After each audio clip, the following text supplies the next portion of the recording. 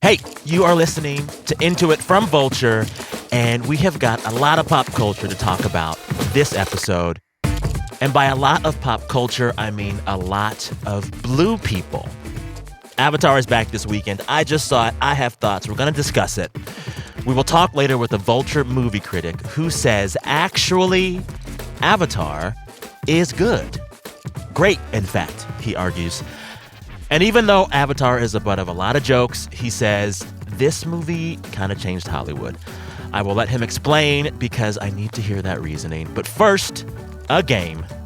You know how it goes. Every week we play Into It, Not Into It. And every week we just keep getting the heavy hitters. I am joined for this episode's game by Niles Abston.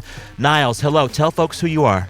Hello, I'm Niles Abston. I'm a stand-up comedian, writer on the hit show Dave on FX. Before we start the game, I do have to ask, do you have any big thoughts on the film Avatar? Again?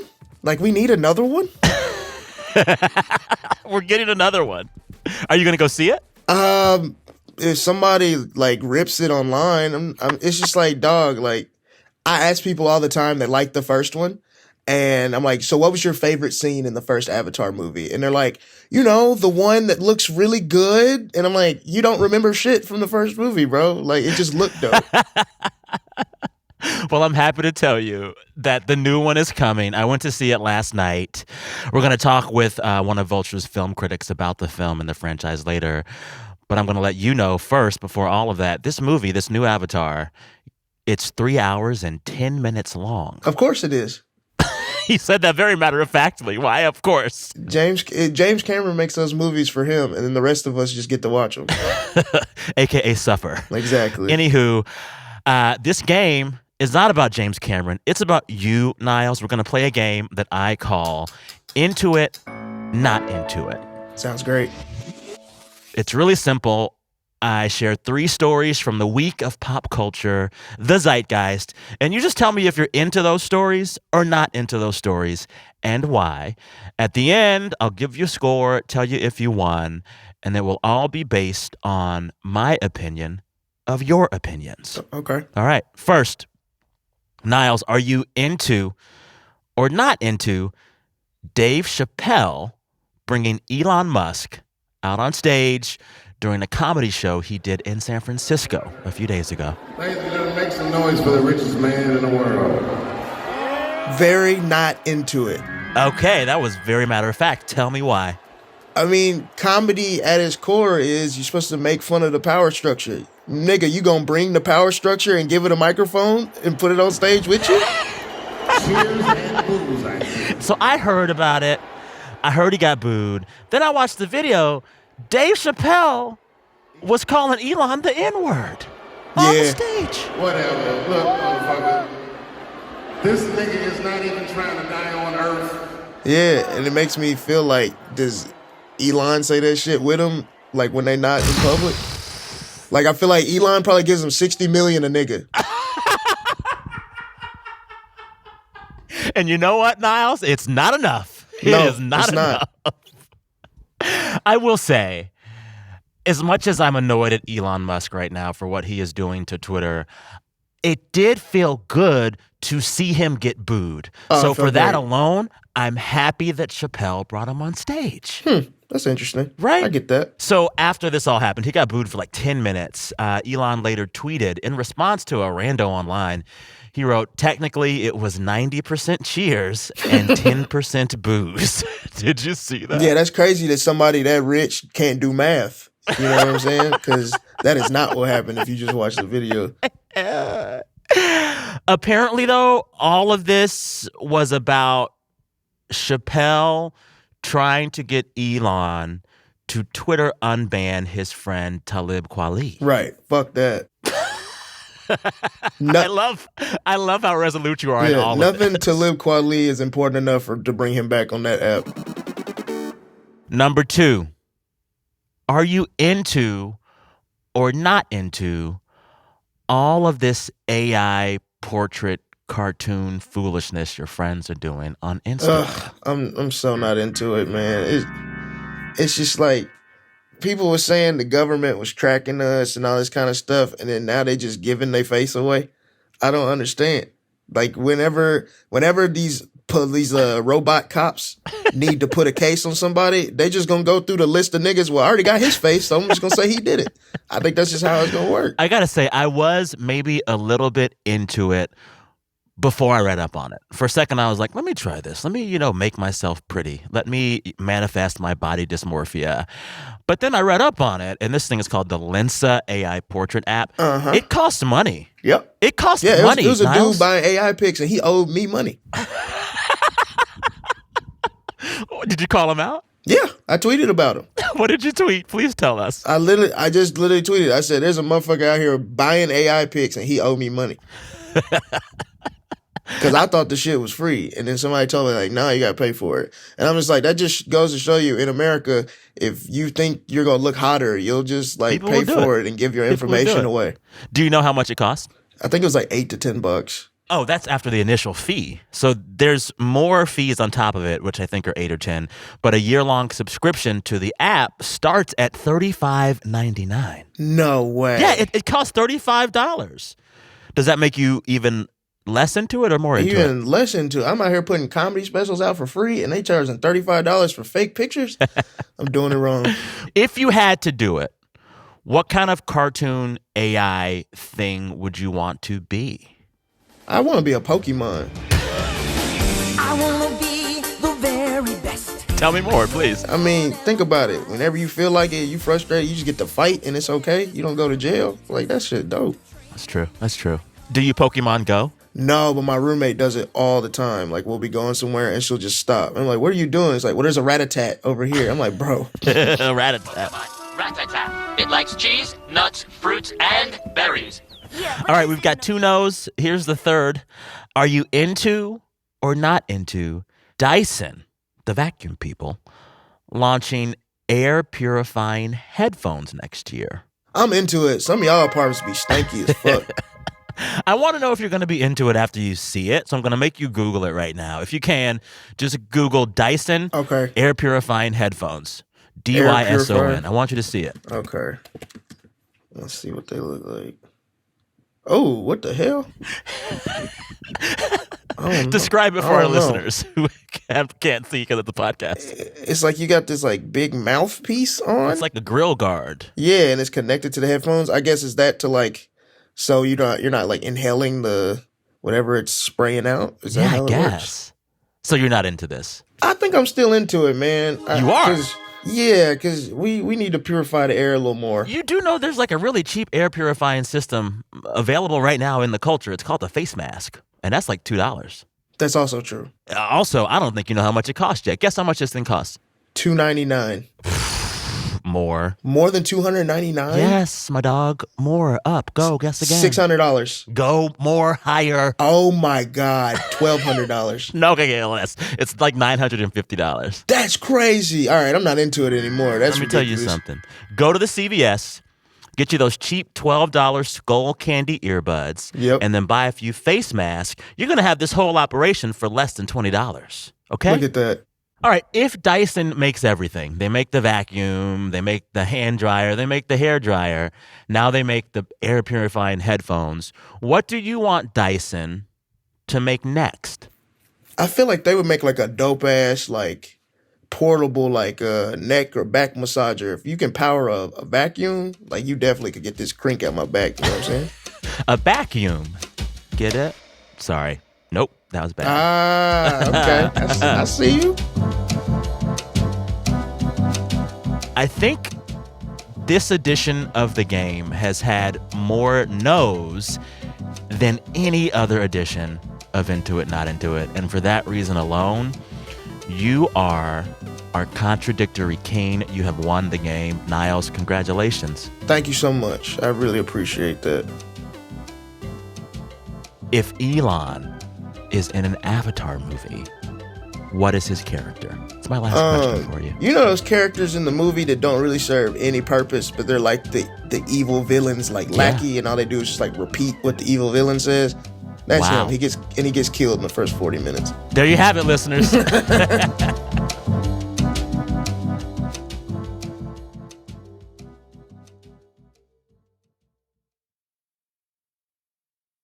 Tell folks who you are.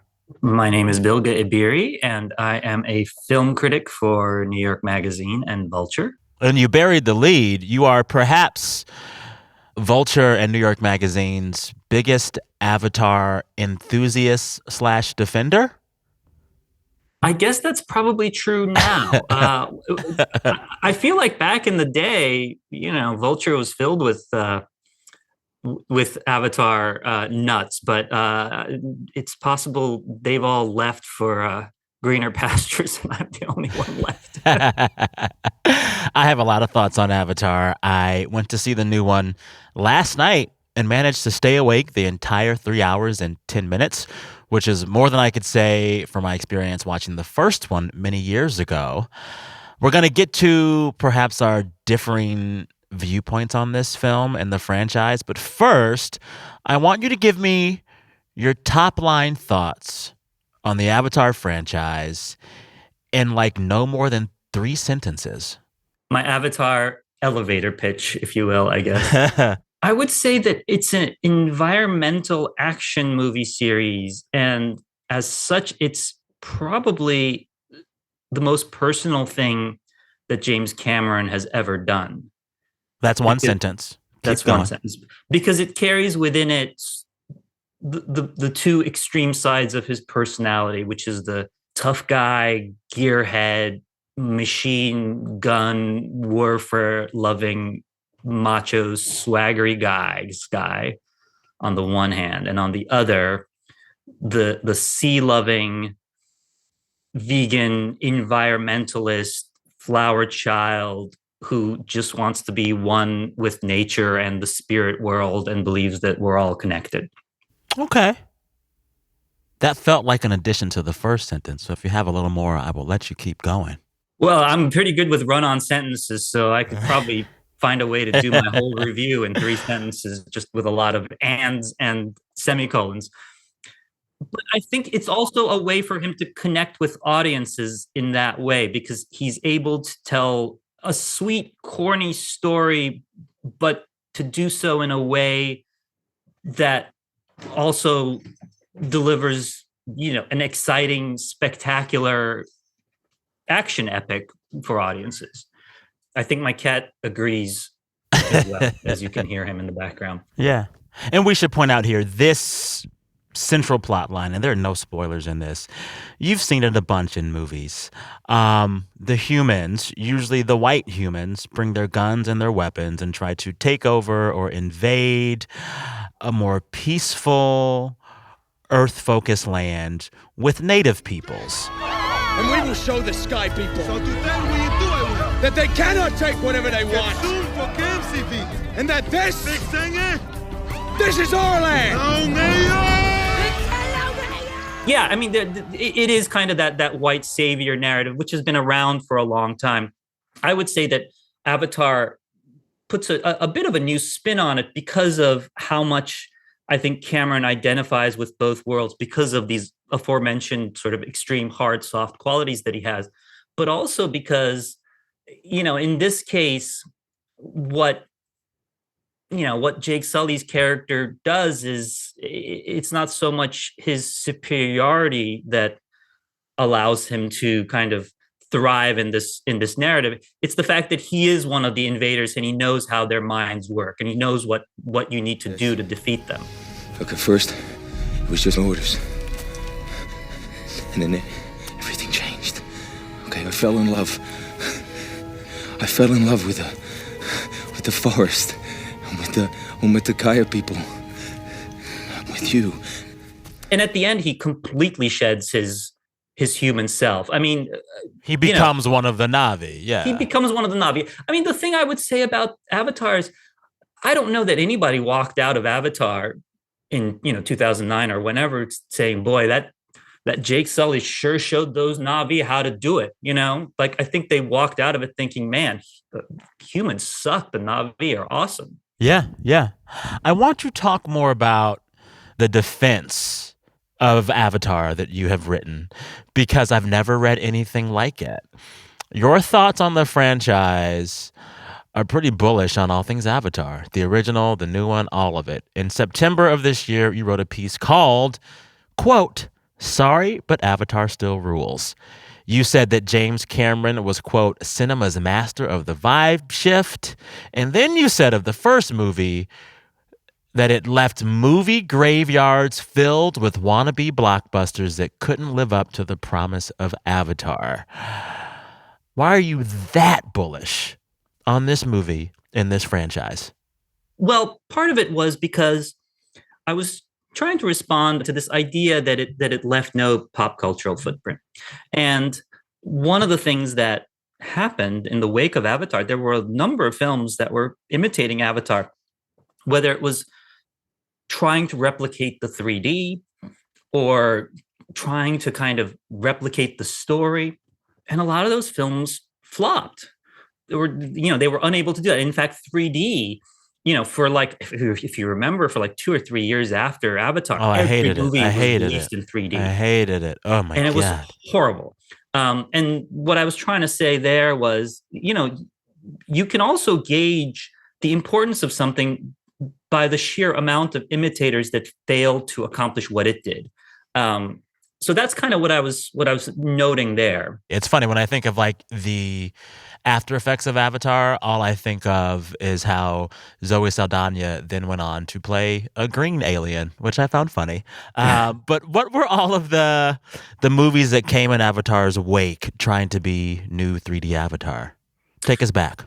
Well, I was thinking of the one thing I was thinking of was Sam Worthington in Clash of the Titans, if you remember. My father was killed by a god. My mother, sister, everyone I loved was killed by a god. I mend nets, not wield a sword. At the time, it seemed like, oh, Sam Worthington's going to be a huge star. And of course, it didn't happen. I remember this, if you remember this animated film called Epic. Somebody told me once that if you stand still in the forest long enough, you'll see signs of a hidden struggle, raging between forces of life and decay. There'd be so many films where I was reviewing it, and I remember thinking to myself, this is trying to be Avatar, and it's kind of not working like at all. So much so that something similar happened in the wake of Titanic, for example. I remember a movie I actually really like, Perfect Storm. I remember a lot of people responded to the Mark Wahlberg romance aspect of it. There's nothing like sleep, won't you? Just sleeping, lying next to you, all warm and sweet. It just felt like such an imitation. So it's like it's not just the films that are imitating it, but the films that feel like they're imitating it, even if they're not, because you've kind of been, or audiences have been Avatar pilled, if you will. Okay, so this is the thing that I just can't seem to wrap my head around. If James Cameron makes Titanic, it's one of the biggest films of all time, and then people are trying to make copycat Titanics. And then James Cameron makes Avatar, and that's the biggest film of all time. And then everyone's trying to copy Avatar. Why do I still feel like the majority of the conversation around James Cameron and Avatar is a joke? People love making fun of him and his maximalist impulses. People love making fun of those blue people and that font. I still don't understand. If this stuff is so good, so groundbreaking, why is it still always the butt of a joke? But if it's so meaningless and has had no impact, how are we still able to make jokes about it? I mean, obviously right now there's a new Avatar coming out, but I mean, several years, I said this, I can't remember if I said this in my piece. I think I said it in a tweet and people got mad at me, but the Papyrus joke on SNL, one of the funniest bits I've ever seen in my life. I forgot about it for years, but then I remembered that Avatar, the giant international blockbuster, used the Papyrus font as its logo. Avatar, the movie from like 9 years ago? Yeah, he just highlighted Avatar, he clicked the drop-down menu, and then he just randomly selected Papyrus, like a thoughtless child just wandering by a garden, just yanking leaves along the way.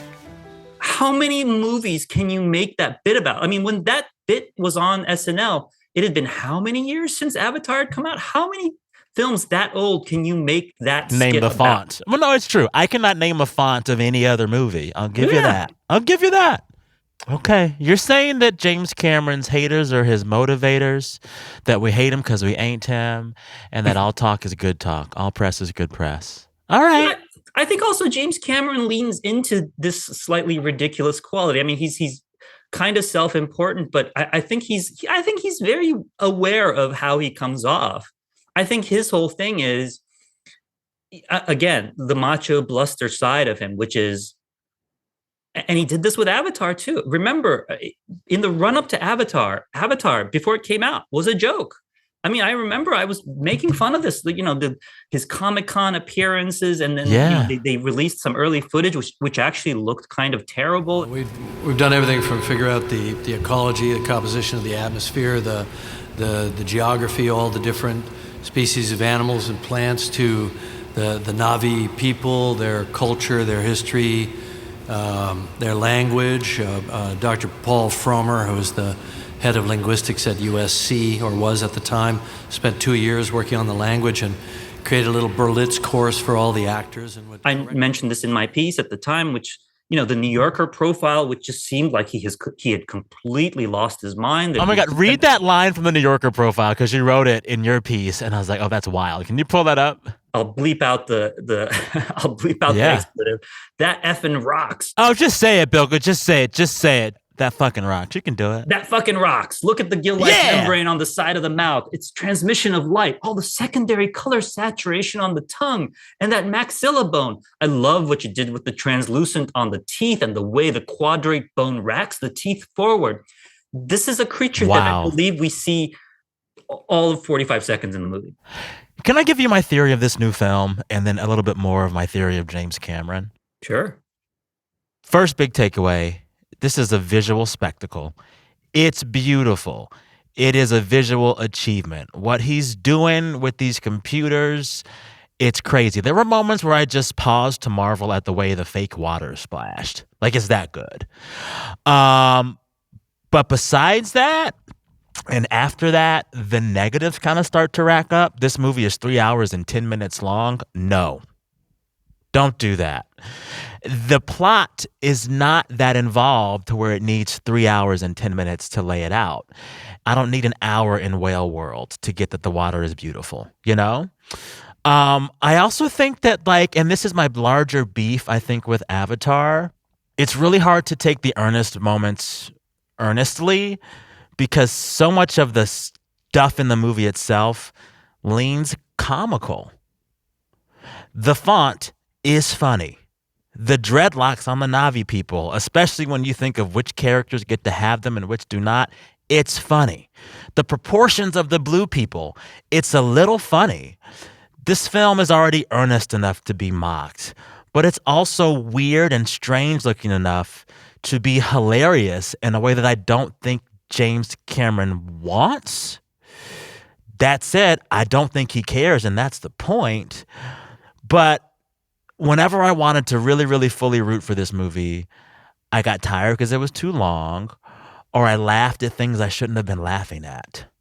I don't know if he doesn't want you to laugh at that stuff. I watched the film again last night as well, and you got a lot of time on your hands. I got a lot of time on my well, it's my job to see these. And there's that, and the fact that luckily I do like it, so it's not torture to sit through it again. But there was a lot of stuff in there I laughed at, and I remember thinking, I think this is supposed to be funny. The whole thing where he and Neytiri go on a date night, and he literally calls it a date night, which I was, I just kind of casually wrote it down in my notes the first time. And then the second time I was like, wait, did he say date night? Yeah. For me, it was all of the Free Willy imagery. Like at one point, there's a Free Willy whale jump. Oh, yeah. And you're waiting for Michael Jackson to start singing. And then there's sonar communication with the whale who was sharing its trauma. It was just do you want me to cry at this or laugh at this, James Cameron? I don't know. Well, I think it's almost a dare for him, because I think it's you're going to laugh when this whale first starts talking. But by the end of the whole whale thing, you're going to cry. And I will say that was my experiences. Now, I grew up around the sea. I'm obsessed with the sea. I wanted to be a marine biologist when I was a kid. So this stuff hits me in my sweet spot, Okay. The middle hour of this movie, which is definitely the slowest part, which is basically just them hanging out with the whales. My favorite part of the movie.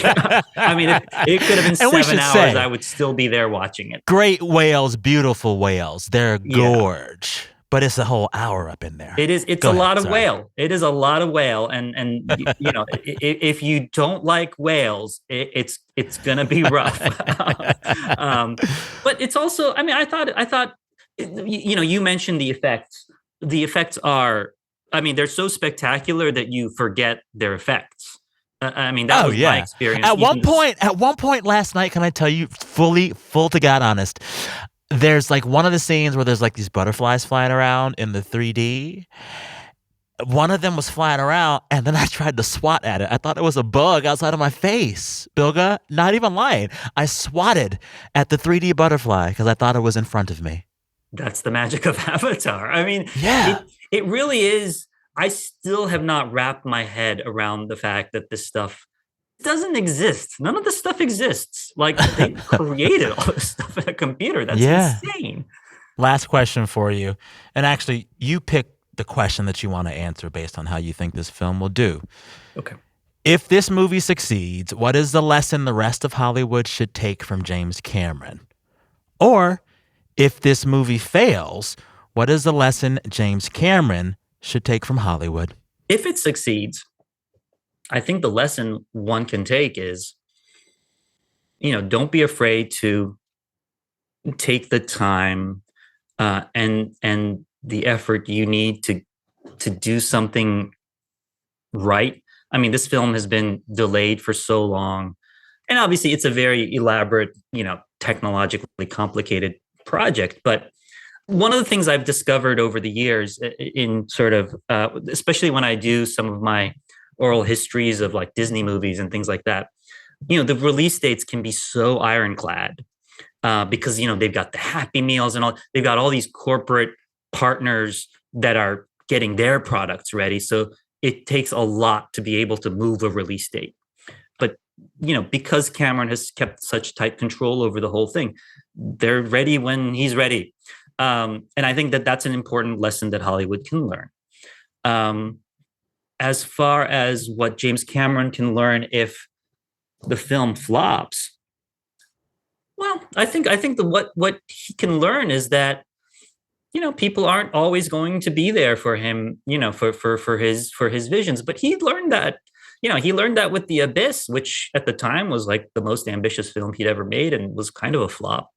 So, I mean, James Cameron could probably stand to be a little more humble, although I don't want him to be too humble. Yeah.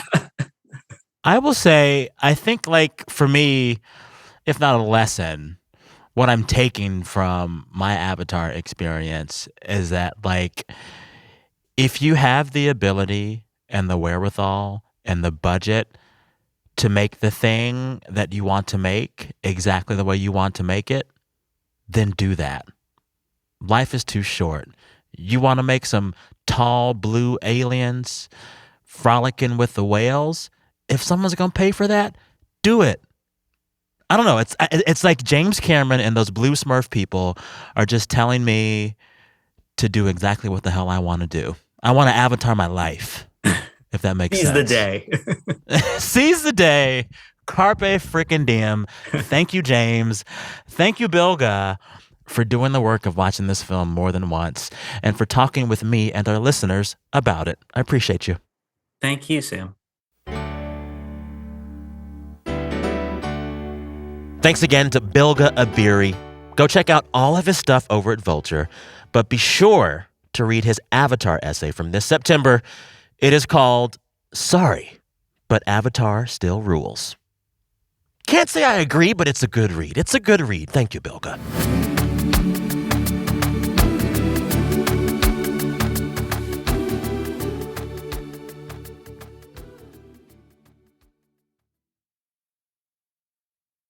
Culturegeist. Culturegeist. You're listening to Culturegeist. Culturegeist. I don't know, y'all. And now to a segment we're calling Culturegeist. About all the things we can't stop thinking about. The culture that's haunting you, haunting me, haunting all of us, for better or worse.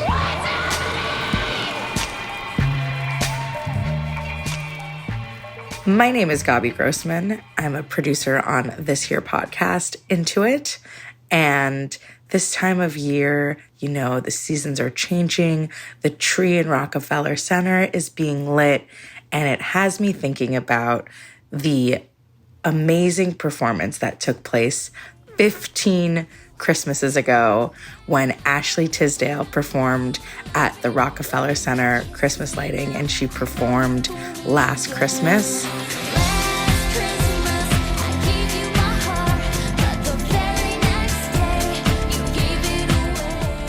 It is just an iconic performance, specifically the way she says the words shoulder to cry on. I guess I was a shoulder to cry on.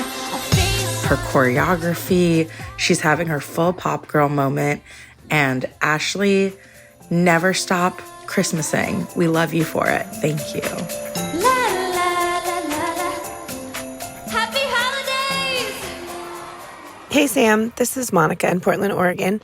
My Culturegeist is a clip that I saw from Jimmy Fallon's show a couple weeks ago that had Chance the Rapper playing a game in which he had to sing. All right, so you have to sing Hot in Here by Nelly, but in a country rock version. Adam, can you guys... And it is perfection, from his voice and accent to the little sounds he makes throughout to his swagger. Good gracious ass bodation. Rotations trying to show space. I'm looking for the right time to shoot my steeds. It's just such an incredible moment that I would buy a whole album of, and then I could watch over and over and over again, and it just makes me feel really good about humans. I am hitting so hard. I want to take my clothes. Sing it with me. So check it out. Thanks for your show. So take off all your clothes. Hi, my name is Catherine, and my Culturegeist is a 2017 weird confluence of cultural references. So at the 2017 Oscars, Ben Dreyfus, the son of Richard Dreyfus, but also at the time the editorial director of the investigative news magazine Mother Jones, was live blogging the Oscars on Mother Jones. Throughout the live blogging, he keeps referencing the great TV show Mozart in the Jungle, which is a TV show and can't be nominated for the Oscars, nor can he remember the name of the lead actor, Gael Garcia Bernal. At some point, while Bernal is presenting an award... Their stories are as entertaining and powerful as any found in films that feature flesh and blood actors. Dreyfus writes, Sir, I love you. I want to be your best friend. I should probably learn your name. And for whatever reason, I have remembered that now for almost 6 years, and anytime I see a fashionable person on the street, a good-looking dog, or have a friend crush, I think to myself, Sir, I love you. I want to be your best friend. I should probably learn your name. And that's all. Thanks again to Catherine, Monica, and Gabi. Listeners, do you have a Culturegeist? A thing in the culture that's been haunting you for days or weeks or even years? The more specific you are, the better. Send us a short voice memo at intoit@vulture.com. Also, if you like this show and want to support it, we could use your help. Subscribe to Intoit on your favorite podcast app. Leave us a rating and a review on Apple Podcasts. And most importantly, share it with your friends. Tell your friends you like this show and bug them until they listen to it too. Truly, every little bit helps. All right, Intoit is hosted by me, Sam Sanders. The show is produced by Janae West, Travis Larchuk, Gabi Grossman, and Jelani Carter. Our fearless editor is Jordana Hochman. Our engineer is Daniel Turek. Our music is composed by Breakmaster Cylinder. And Hannah Rosen is the editorial director of audio at New York Magazine. All right, listeners, we are back next Thursday with a new episode. Till then, be good to yourselves. Talk soon.